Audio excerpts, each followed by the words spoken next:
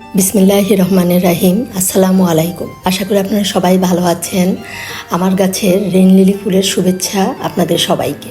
অনেকগুলো rain lily ফুল ফুটেছে, তাই আপনাদের সাথে শেয়ার করলাম।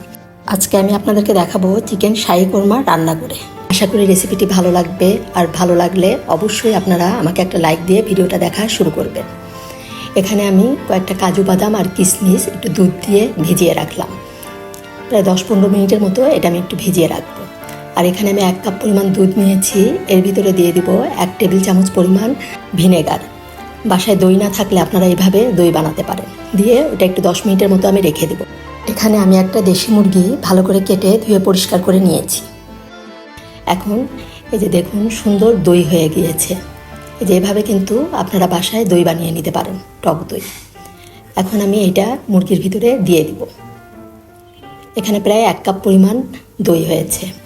আর এর ভিতরে দিলাম 1/2 চামচ পরিমাণ আদা বাটা, 1/2 চামচ পরিমাণ দেব রসুন বাটা, আর দেব 1/2 চামচ পরিমাণ লবণ। দিয়ে এটা আমি ভালো করে মাখিয়ে আধা ঘন্টার জন্য ম্যারিনেট করে রেখে দেব।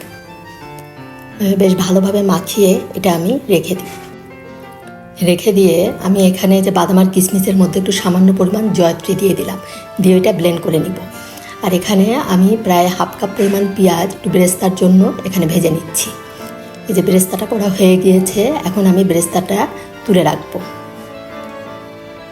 বেরেস্তাটা তুলে রেখে এই তেলের ভিতরে আমি একটা তেজপাতা, 5টা সাদা এলাচ, 4টা লং আর 2 টুকরা দারচিনি দিয়ে দিলাম। দিয়ে একটু হালকা ভেজে নিয়ে এর ভিতর আমি 1/2 কাপ পরিমাণ পেঁয়াজ কুচি দিয়ে দিব। পেঁয়াজটা একটু ভেজে নিব আমি, কাঁচা ভাবটা দূর হওয়া পর্যন্ত পেঁয়াজটা ভেজে নিলাম। নিয়ে এর ভিতর দিলাম 1/2 চামচ পরিমাণ লবণ, আর দিব 3 চামচ পরিমাণ পেঁয়াজ বাটা। 3 চামচ পরিমাণ পেঁয়াজ বাটা দিয়ে এখানে 1 চামচ পরিমাণ দেব আদা বাটা, 1 চামচ পরিমাণ রসুন বাটা, আর 1 চামচ পরিমাণ দিলাম জিরা বাটা। এখন আমি এই মশলাটা একটু ভালো করে কষিয়ে নিব। আর দিলাম 1 চামচ পরিমাণ ধনিয়ার গুঁড়া। দিয়ে এখন ভালো করে মশলাটা একসাথে কষিয়ে নিব। এখানে আমি হলুদ আর মরিচের গুঁড়া কিন্তু দিব না, যেহেতু কোরমাটা একটু সাদা সাদা হলেই কিন্তু খেতে ভালো লাগে। আর এই যে দিয়ে দিলাম ব্লেন্ড করা বাদাম, কিশমিশ আর জয়ত্রী। দিয়ে এখন সব ভালো করে একসাথে মিশিয়ে নিতে হবে।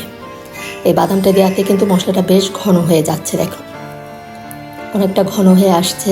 এখন এটা ভালো করে কষিয়ে নিলাম আমি। ভালো করে কষিয়ে নিয়ে এর ভিতর আমি যে ম্যারিনেট করে রেখেছি মুরগিটা, সেটা দিয়ে দিলাম। দিয়ে একটু নেড়ে নিব। আর বাটিতে সামান্য একটু পানি দিয়ে আমি এই মশলাটা একটু ধুয়ে এর ভিতরে দিয়ে দিলাম। দিয়ে এখন ঢাকনা দিয়ে ঢেকে এটা প্রায় 10 থেকে 15 মিনিটের মতো আমি রান্না করে নিব। প্রায় 10 মিনিট পরে অনেকটা কিন্তু পানি আছে। এই পানিটা শুকানো পর্যন্ত আমি এটা রান্না করে নিব। মিডিয়াম টু হাই হিটে আমি এখন রান্না করে নেব, কিন্তু মাঝে মাঝে একটু নেড়ে দিতে হবে, যেহেতু দই দেয়া, বাদাম দেয়া, দেখা যাবে নিচে লেগে যেতে পারে। এজন্য একটু পর পর এটা নেড়ে দিতে হবে। এখন এই যে আমি আর ঢাকনাটা দিব না, এখন ভালোভাবে এভাবে পানিটা শুকিয়ে আসা পর্যন্ত এটা কষিয়ে নিব। আর এখানে দিয়ে দিলাম আমি 3টা কাঁচামরিচ মাঝখান দিয়ে ভেঙে আমি দিয়ে দিলাম। এটা কিন্তু খুব একটা ঝাল হবে না, শুধু একটু ফ্লেভারের জন্যই এই কাঁচামরিচটা দেয়া। কোরমা যেহেতু, এই জন্য আমি এখানে কোনো লাল মরিচের গুঁড়া ব্যবহার করিনি। আপনারা ইচ্ছা করলে একটু লাল মরিচের গুঁড়া দিতে পারেন। আমি একটু সাদা সাদা থাকার জন্যই আমি লাল মরিচের গুঁড়া দেইনি এখানে। এখন এই যে ভালো করে কিন্তু মশলাটা, মুরগিটা আমার কষানো হয়ে গিয়েছে। এখন আমি এখানে 1 কাপ পরিমাণ দুধ দিয়ে দিলাম। এখানে আর এক্সট্রা আমি কোনো পানি ব্যবহার করব না, এই দুধ আর দই দিয়েই এই মুরগিটা রান্না করছি। আর এখন যে দুধ দেওয়ার কিছুক্ষণ পরেই আমি দিয়ে দিলাম 1/2 চামচ পরিমাণ গরম মশলার গুঁড়া আর 1 চামচ পরিমাণ চিনি দিলাম। দিয়ে একটু নেড়ে নিয়ে ঢাকনা দিয়ে ঢেকে প্রায় 5-7 মিনিটের মতো এটা আমি রান্না করে নেব। মুরগিটা কিন্তু বেশ ভালোভাবে সিদ্ধ হয়ে গিয়েছে, অনেকক্ষণ ধরেই কিন্তু এটা আমি রান্না করেছি।